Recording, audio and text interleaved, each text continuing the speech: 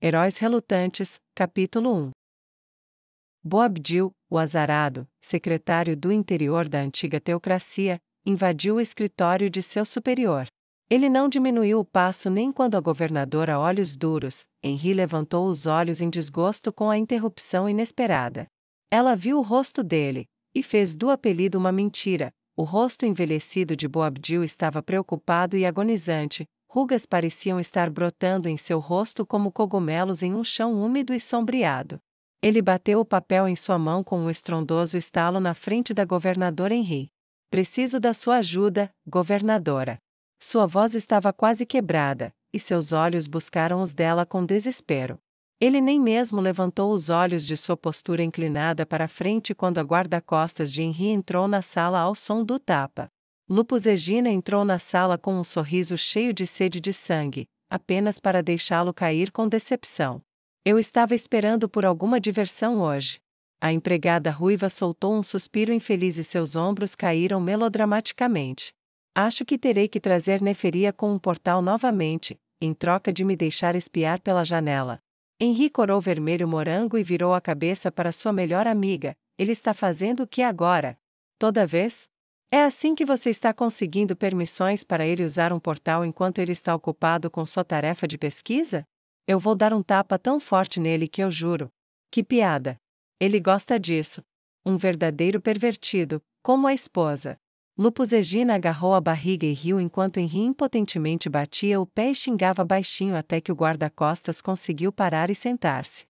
O antigo general da teocracia Slane esperou pacientemente pela conversa e então tossiu alto e com força para atrair a atenção de Henri novamente. Sinto muito, Boabdil, bem, você sabe como é com ela e eu agora. O dia dela não está completo a menos que ela me faça corar pelo menos uma vez, e já é tarde, então ela tinha que terminar ou Deus sabe o que ela faria em seguida. Henri balançou a cabeça enquanto esfregava a têmpora. Por favor, sente-se. Diga-me por que você veio até aqui. A última vez que ouvi de você, estava ocupado com aquele pequeno problema perto de Elferon e os Elfos da Montanha. Você fez um bom trabalho distribuindo justiça lá, mas eu pensei que você estaria ocupado por mais algumas semanas, pelo menos, bancando o pacificador. Henri o elogiou educadamente, e sinceramente, enquanto ele pegava a cadeira decorativa pesada de madeira escura e a arrastava para sentar. Eu montei em um cavalo morto-vivo para chegar aqui. Eu montei tão rápido que quase o matei uma segunda vez. Por favor, olhe o documento. Seu antigo inimigo mordeu o lábio com força suficiente para tirar uma gota de sangue, mas mesmo isso não parou completamente o tremor. 32 corpos, de crianças? Os olhos de Henri encaravam o documento como se exigissem que as palavras se reorganizassem para algo menos horrível. Elas resistiram à instrução silenciosa dela, e permaneceram as mesmas de antes, encarando-a como o abismo para aqueles que olhavam para ele. Como só agora estamos ouvindo sobre isso? Henri perguntou com uma mistura de horror e descrença. Os corpos são sempre não identificados e não pertencem a ninguém que viva na área. Isso evidentemente acontece há alguns anos, mas espalhados por uma área ampla e muito raramente, então ninguém juntou tudo. Sempre em volta de vilas, e as pessoas simplesmente presumem que são fugitivos ou filhos de sobreviventes escondidos. Boabdil cruzou as mãos no colo.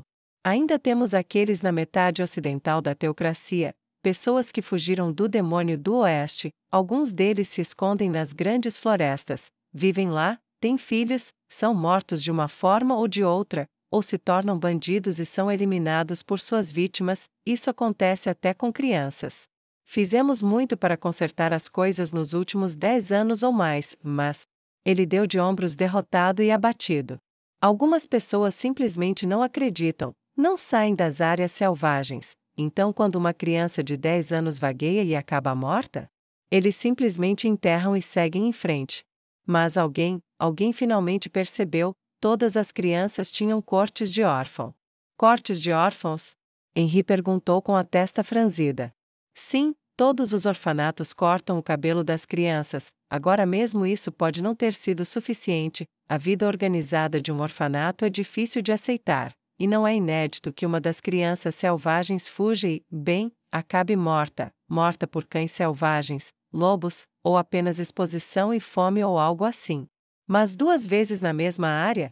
Isso deixou alguém desconfiado. Os relatórios foram retirados nos últimos 5 anos para todas as áreas Oeste e Sul.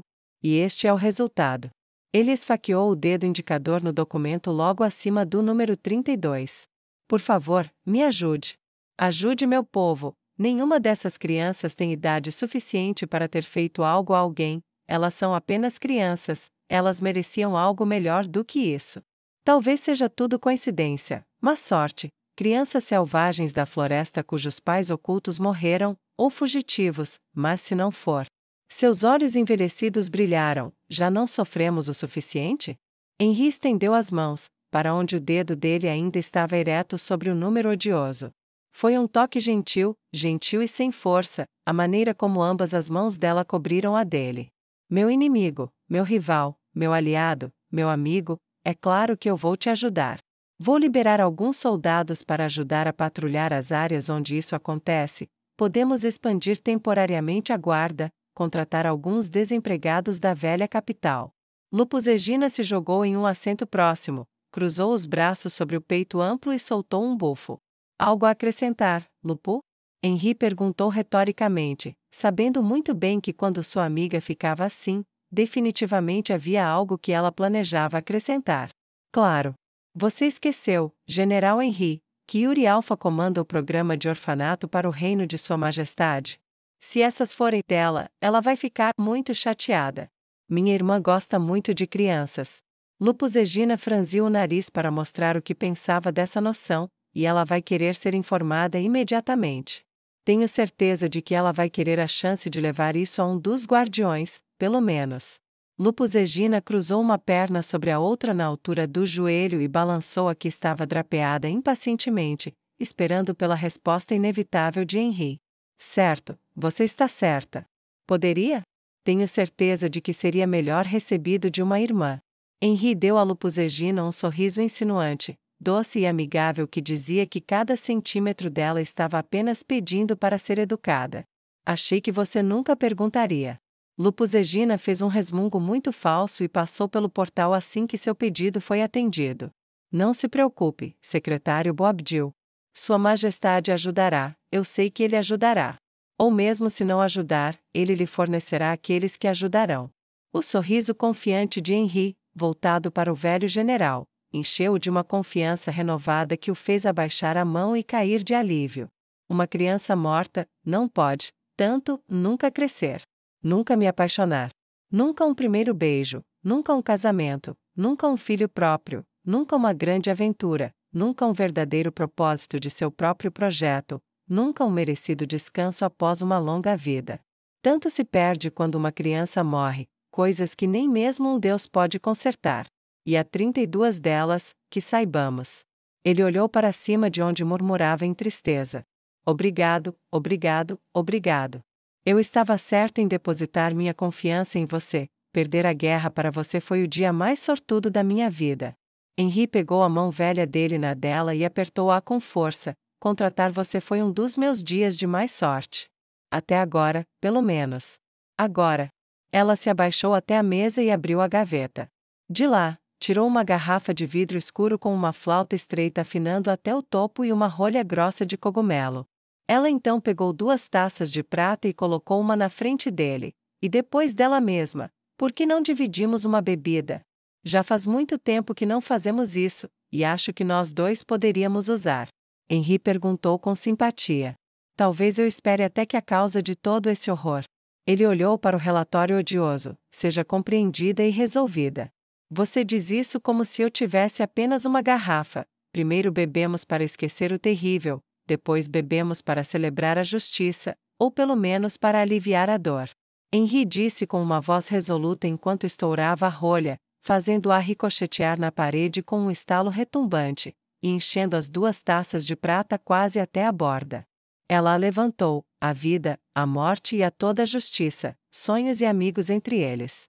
Ela propôs o brinde, e com alguma relutância, mas com mão firme, ele levantou o seu. Eu beberei a isso, contanto que seja com você, meu melhor inimigo e melhor dos amigos.